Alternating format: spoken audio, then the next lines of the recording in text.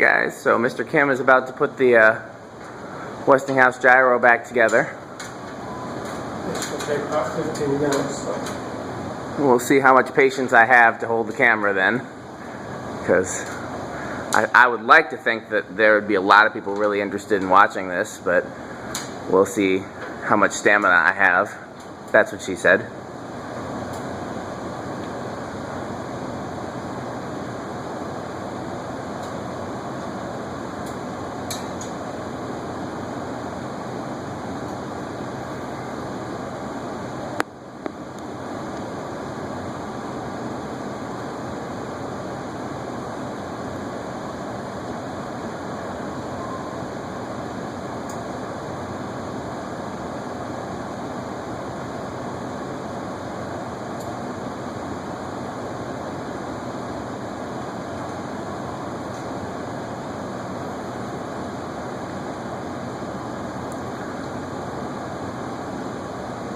So we talked in one of the other videos about how fan like this, a gyro fan like this, might start at around $5 grand and work their way up to 10.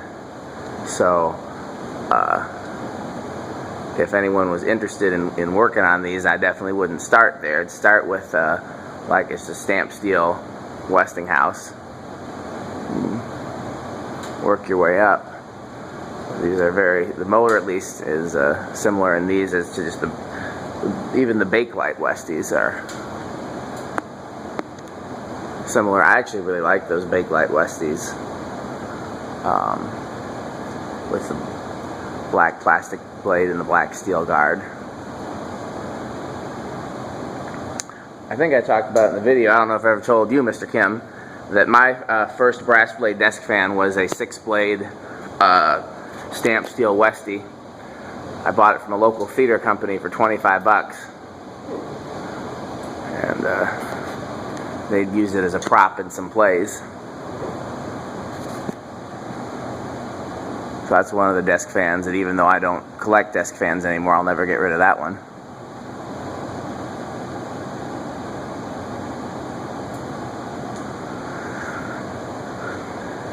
These are a lot easier to work on when you're on your bench. I can believe that.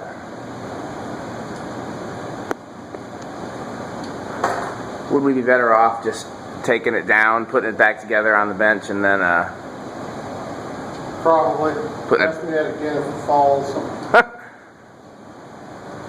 Well, if you change your mind, I'll set the camera down and you can just pass it down to me.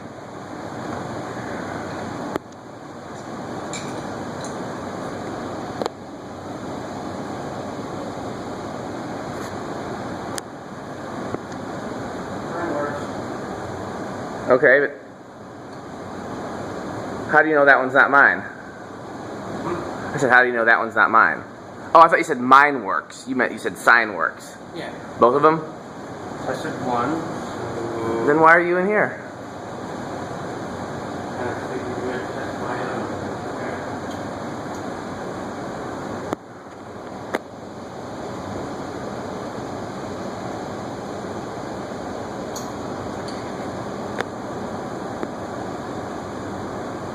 Should have brought a camera stand.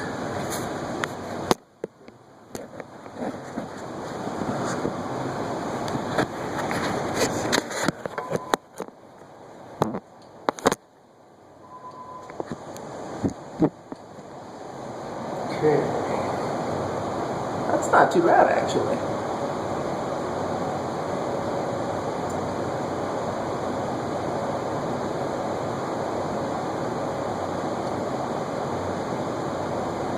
Need me to hand you something? Well, let's see if we can get it down. Let's see. Also, if it would help, I can climb up the other side of the ladder and hold it in place while you...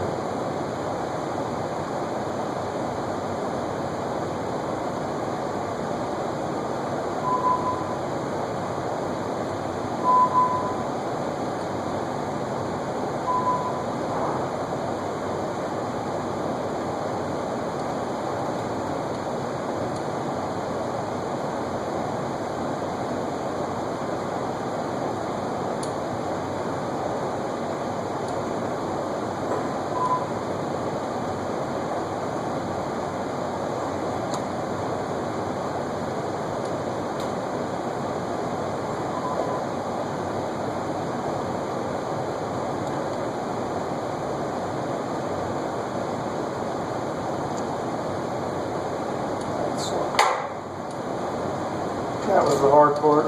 Oh. What's hard about just getting it lined up and getting the screw in? Yeah, I had to put that screw back in the pulley because the belt won't fit over the screw head when it's against the pulley. And this has got an original spring belt in it. Normally I'll replace those with a vacuum cleaner belt. The rubber one. Yeah, you showed me that. Is there a reason why you didn't this time? Because this one's still pretty good, I think. You're not worried about it? It's just sometimes they're all stretched out. Mm-hmm. One of the biggest problems we have with these is if they're hanging too low and people can walk up and Turn it by hand? feel they can just push it. Yeah. And that'll stretch that spring, it'll pull it back, and then eventually it'll just stretch that spring out. Whereas with a rubber vacuum, they push it and it comes back. It doesn't stretch any of it. So I guess what I don't understand is then while you're in there anyways, why wouldn't you just replace it with the rubber belt anyways? well, this was an 11 or 12-year-old restoration. So back then they want it. If you can keep them original, you try to do that. I meant while you were in there today. I just had the motor. We would have to pull the whole thing down because the belt fits all the way down around this. So Got it. yeah, no, it wouldn't have been an easy I understand now.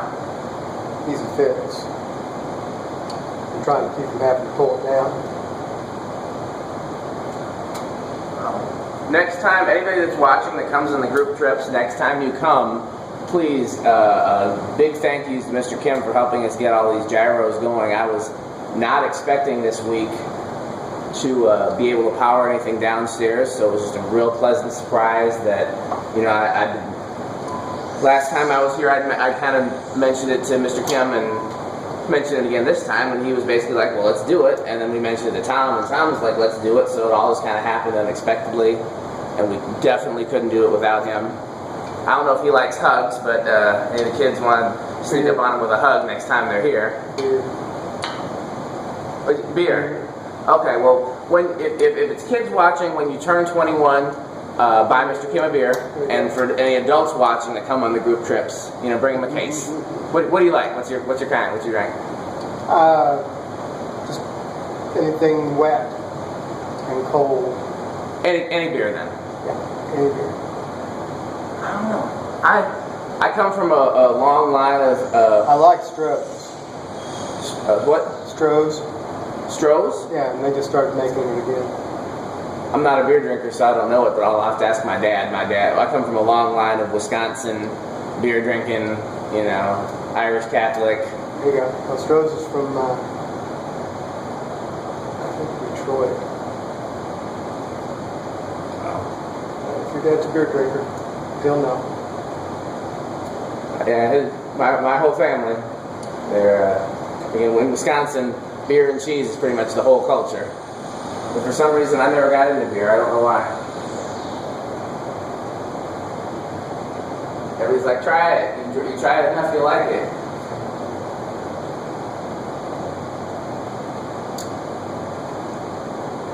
So that's another lesson that the kids can learn from this video. You drink enough beer, you become good at fan restorations. Or at least the fan restorations start looking better.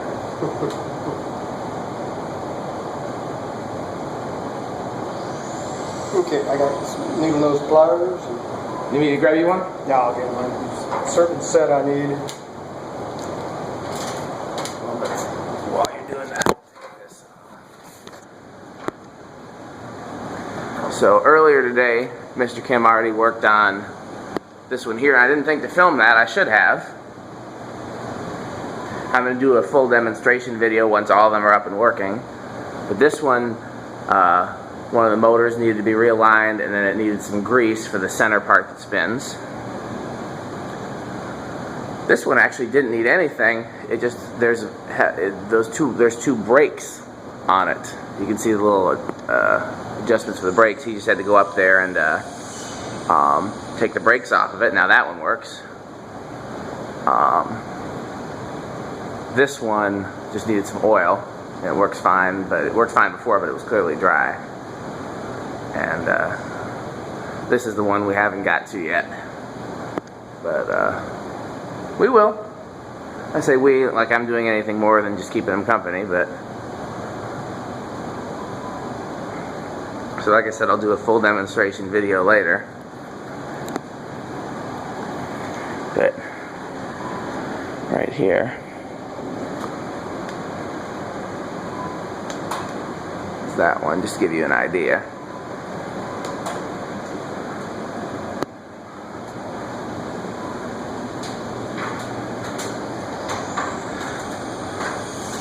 So, ever since I started working at Fanimation in the museum, I've had people ask me when we're going to start having some stuff operating down here, so I'm really excited to finally be able to have this done for you guys. The kids ask me, but a lot of the adults ask me too, especially the adults that collect both antiques and vintage fans, like Lewis and Andrew Block, and I'm trying to think of who else. Any of the guys that their interest spans both eras have been asking for this for a long time. I've met Andrew at the New Iberia show. He's an interesting person. You know, he likes his circulators. That he does. I think he's into the Ilgs. Yeah, he has a giant Ilg, like a big, like 3 or 4 foot one that he wanted to bring here. I said, I'm sure if you can get it here, Tom will take it.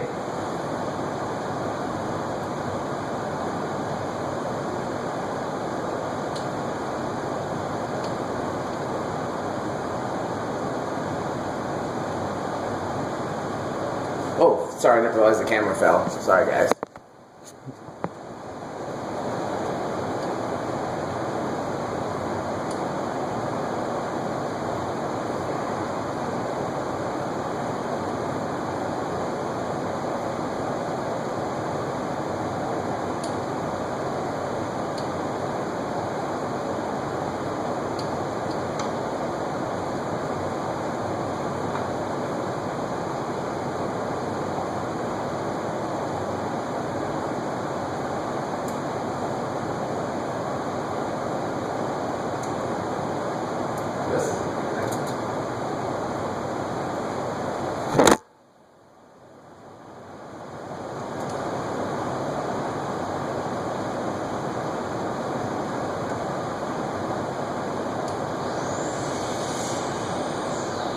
Oh, it fell again. I need to keep a closer eye on that.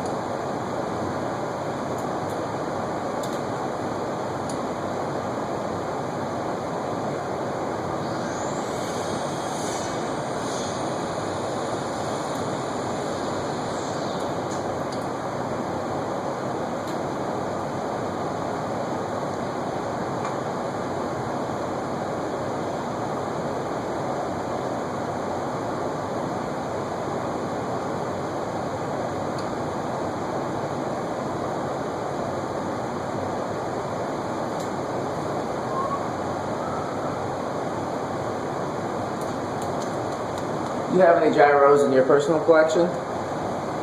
No, I'm just GE desk fan guy. Did GE ever make a gyro? No. Well, yeah, actually did. It's a blower, they call it blower.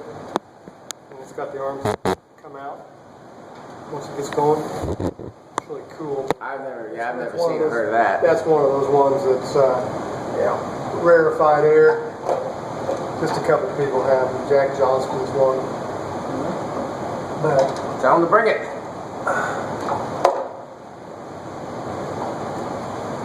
I know there's a lot of collectors that disagree with me, but I feel like if you have something cool and rare, why would you want to have it anywhere other than here? Oh. Can you kill the power on this? Yeah. Where are we at? What's that?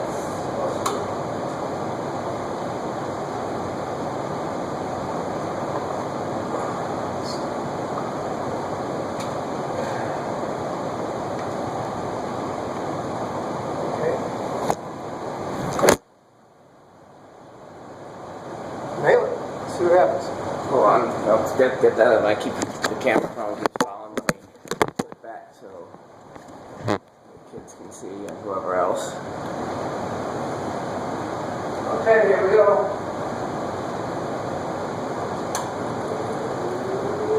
Oh, that looks like it's working to me.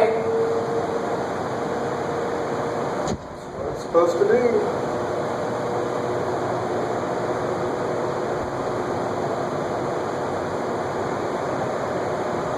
Very cool. Okay, we can kill it. Bundle it back up. 4 down, 1 to go.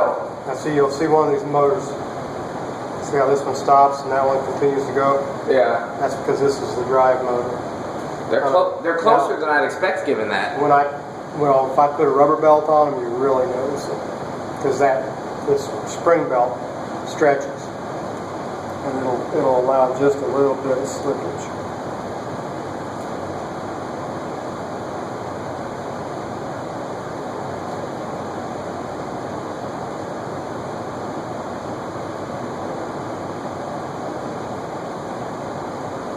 Do you have any idea back when these were sold, how were they marketed differently than regular ceiling fans? Like, why would they what would be the reason to buy one of these instead of a conventional wood-bladed fan?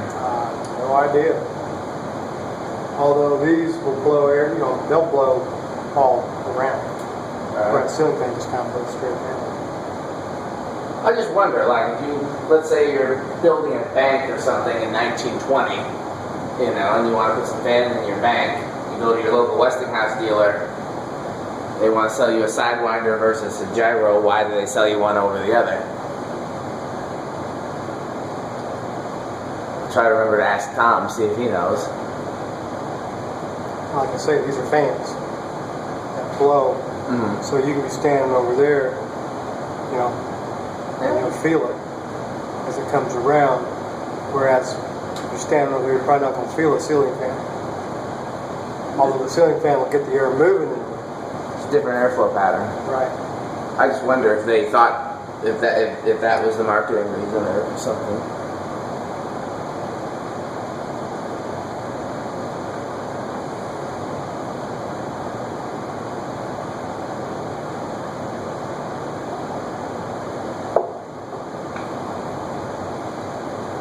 When I first came down and introduced myself to Tom, back in we met early in 2001. In fact, we met the Saturday before 9/11. Oh wow! Down at the Zionsville Fall Festival. I had a booth that had a bunch of fans in it. And at that time, Fanimation was still up in Lebanon. So he came over and introduced himself. We talked for a little while, and then I don't think I was even a member of the AFCA yet in 2001. I was watching it. I knew it existed. See this top cap here? Yeah. That's made out of ebony. Beautiful. I can see. I made it because this one didn't have, because they normally have cast iron top caps. So it had some real nice ebony, and I went ahead and just modeled it after the original cast iron one and just put it on there. I thought it looked kind of cool. I think it looks very cool. Then I'll replace the switch later. Yeah, the switch isn't hurting nothing right now. You wouldn't notice that it was broken unless you went up there. Right. I wonder how that happened too. If somebody tried to pull this, Got it. it's just press fit there. So is probably one I actually probably fits. But right now, it's not hurting anything, so No. fire it up, let's see what she does.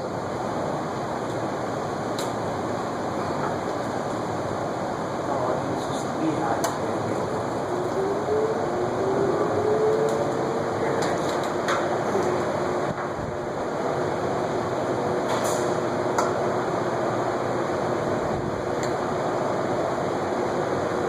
Yeah, budget were no issue, I would collect gyros. Yeah, really. You know? Gyros and like ball motors, CF28, CF30s, you know. Yeah, you'll probably have to, if you wanted to see a 30, you'd have to find a Does he have the only known one, or how many have turned up? I think only 3 are known. He used to have one that he made out of a CF28 because he couldn't find a real one. And, well, then he found a real one. Yeah. The real one's what he currently has in his gallery. Display space.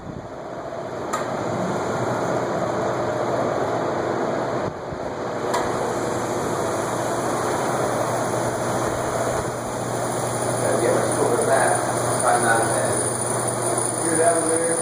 Yeah. Yeah, that one I've got to get in there, pull it down, pull the whole cylinder out, and get some oil from there. That'll just see it's very quiet. It's good. Yeah.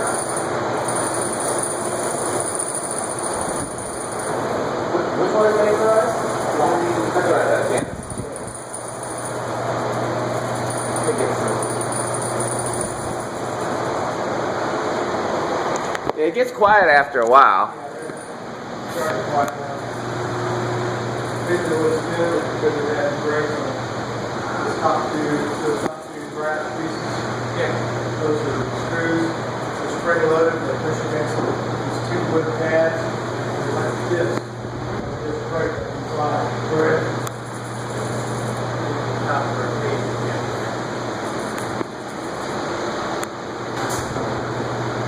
Well, thanks for watching, guys. I'll do a full video tour demonstration video once we get the last one up and running.